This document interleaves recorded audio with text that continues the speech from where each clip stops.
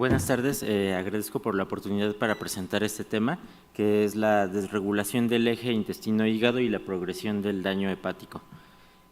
Como introducción, la microbiota intestinal es un ecosistema diverso con múltiples organismos que va desde la boca hasta el tubo digestivo en colon, recto y región perianal, con más de 500 a 1000 especies diferentes que son representadas principalmente por los filos de Firmicutes en un 50%, de Bacteroidetes en un 25%, y pueden tener una relación diversa entre estos organismos y el hospedero. Pueden tener una relación de comensal en la cual los organismos puedan tener un beneficio sin dar alguna ventaja para el hospedero, una relación mutualista con beneficios para ambas partes y una relación de parasitismo en la cual puede haber solamente beneficio para los organismos con un daño para el hospedero. Aquí tenemos de forma general representados los principales filos, géneros y especies que representan la microbiota intestinal, y dentro de ellos la mayor parte que representan los Firmicutes están divididos en Clostridiales y Bacilli, con diferentes especies que reconocemos, dentro de ellos los más comunes de Lactobacillus y Lactococcus, y tenemos también el filo de Bacteroidetes, representados por Bacteroidetes y Prevotella, y por la parte de proteobacterias, enterobacterias como Salmonella y Escherichia coli. Conocemos que la barrera intestinal tiene un mecanismo complejo para poder impedir la permeabilidad a agentes externos, y sabemos que las uniones estrechas son cruciales para mantener este mecanismo de barrera y permitir solamente la absorción de nutrientes y un flujo bidireccional de iones y de agua, pero al momento de existir una alteración en esta barrera puede haber el paso de moléculas de mayor tamaño o partículas de mayor tamaño, y esta permeabilidad aumentada en tubo digestivo puede generar y dar lugar a varias enfermedades, y esto también define uno de los componentes de la disbiosis intestinal. También existe una interacción bidireccional entre el intestino y el hígado que puede presentarse en la salud y en la enfermedad. El hígado puede tener un impacto sobre la composición y función de la microbiota, principalmente por un mecanismo que es la excreción de ácidos biliares y mediadores inflamatorios con un efecto intestinal y sistémico. En cuanto a la síntesis de ácidos biliares, sabemos que existe la vía clásica y la vía alterna. Dentro de la vía clásica tenemos una conversión del colesterol hacia 7-alfa hidroxicolesterol, que es un precursor común para el ácido quenodeoxicólico y el ácido cólico. Y por la vía alterna tenemos la conversión del colesterol a 27 hidroxicolesterol, que da lugar al ácido quenodeoxicólico. Y estos son los ácidos biliares primarios, que tienen diferentes características y por los sitios de hidroxilación en carbono 3 y en carbono 7, y el ácido cólico en particular con una hidroxilación adicional en el carbono 12. Finalmente son agentes biológicos que tienen un impacto sobre el metabolismo de lípidos y otros procesos. Van a tener un papel importante en la solubilización de los lípidos de la dieta y van a posteriormente ser reabsorbidos en el ilion distal por medio de un transporte activo. Se va a recuperar una gran parte de estos ácidos biliares, pero los que no sean reabsorbidos pueden servir de sustrato para el metabolismo microbiano y de esta forma dar lugar a los ácidos biliares secundarios, que van a sufrir una deshidroxilación en el carbono 7 y van a dar lugar al ácido deoxicólico a partir del ácido cólico y el ácido litocólico a partir del ácido quenodeoxicólico. Y por otro lado, ¿cuál es el impacto que va a tener la microbiota y sus metabolitos sobre el hígado? Va a ser por varios mecanismos, pero principalmente va a haber absorción de varios de ellos a través de la vena porta, y pueden regular por medio de un circuito la síntesis de ácidos biliares y el metabolismo hepático de la glucosa y lípidos, tanto en condiciones de normalidad y en la enfermedad. ¿Y cuáles son los efectos fisiológicos del receptor farnesoide X, que es crucial para este circuito de interacción entre intestino e hígado? Es conocido más comúnmente como el receptor de ácidos biliares y va a tener un mecanismo de retroalimentación negativa para la síntesis de ellos. inhibiendo una enzima limitante para la producción de los ácidos biliares. En estudios experimentales con ratones deficientes en este receptor farnesoide X, se ha visto que este tipo de ratones desarrollan hipercolesterolemia e hipertrigliceridemia, y de forma general los mecanismos por los cuales puede tener un efecto en otras áreas es porque en un estado postprandial va a disminuir la gluconeogénesis, la glucólisis y va a aumentar la síntesis de glucógeno. En ayunas va a aumentar la gluconeogénesis. Y para poder representar de forma más clara cómo es que estos mecanismos tienen un impacto en diferentes enfermedades hepáticas,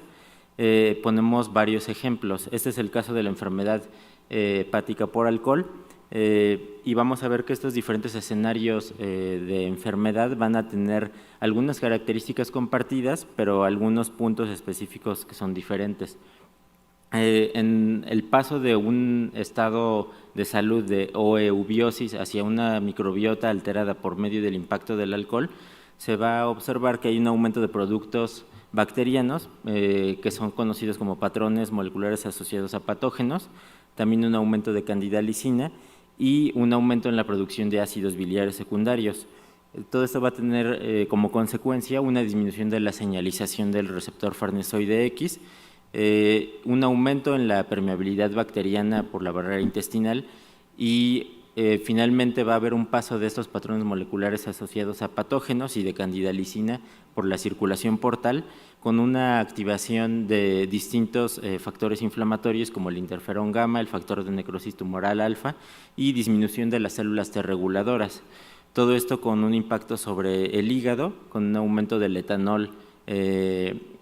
directamente en el parénquima, acetaldehído y aumento de patrones moleculares asociados a patógenos. Y va a finalmente activar las vías de los receptores similares a TOL de 4 y 9.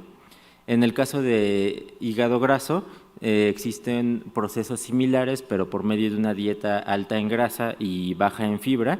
y va a dar lugar a procesos similares, pero con la característica de que también puede existir una producción endógena de etanol, y de forma similar va a haber una disminución en la activación del receptor farnesoide X con una alteración en el mecanismo de barrera de tubo digestivo.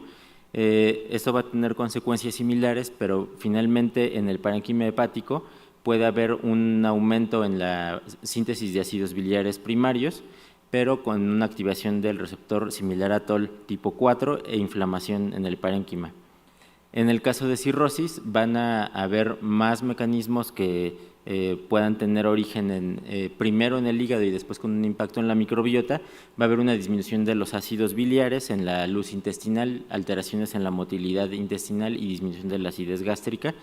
Y finalmente las diferencias que van a existir en este caso en específico es que va a haber un mayor paso de productos bacterianos de patrones asociados a patógenos y de bacterias enteras, y van a poder pasar a la circulación linfática mesentérica y también a la circulación portal. Esto también va a tener una consecuencia de disminución de la producción de ácidos biliares, aumento de esos patrones moleculares asociados a patógenos en el hígado y activación de estos receptores similares a TOL. Y de forma común, todos estos procesos patológicos van a compartir algunas características para poder llegar a este estado profibrótico. La llegada de estos patrones moleculares asociados a patógenos y del lipopolisacárido va a tener estas vías comunes de activación de receptores similares a TOL y con la activación del factor nuclear kappa-B. Esto va a dar lugar a la producción de citocinas inflamatorias múltiples que van a tener como consecuencia el paso de las células estrelladas hepáticas hacia un fenómeno profibrótico con la producción de colágeno, y esto da lugar eventualmente a cirrosis y en algunos casos incluso puede contribuir a la fisiopatología de hepatocarcinoma. Esta es una representación de cómo es que existe un circuito de interacción entre hígado e intestino, y podemos observar que el receptor farnesoide X es crucial para estos procesos. En el hígado va a haber una disminución de los ácidos biliares, de la producción de ácidos biliares y va a haber un aumento en la inflamación y colestasis, que a su vez va a tener una disminución en la actividad del receptor farnesoide X. Todo eso va a dar lugar también a una disminución de este circuito que usualmente existía de la circulación enterohepática, aumento en las endotoxinas, y va a dar lugar a sobrecrecimiento bacteriano en intestino delgado, mayor translocación y mayor inflamación tanto local, hepática y sistémica. Y finalmente este es un ejemplo más nuevo de cómo es que la microbiota puede tener un impacto incluso en procesos tan específicos como la fisiopatología del hepatocarcinoma. Este es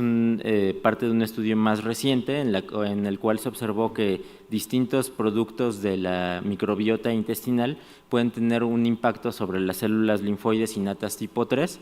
que normalmente tienen un papel para la producción de interleucina 17A. La interleucina 17A tiene diferentes consecuencias dependiendo del tipo de tumor que se estudie, tanto en carcinoma pulmonar y en tumores de otras partes del tubo digestivo, pero en este caso en específico tiene una consecuencia principal de aumentar el crecimiento de las células del hepatocarcinoma.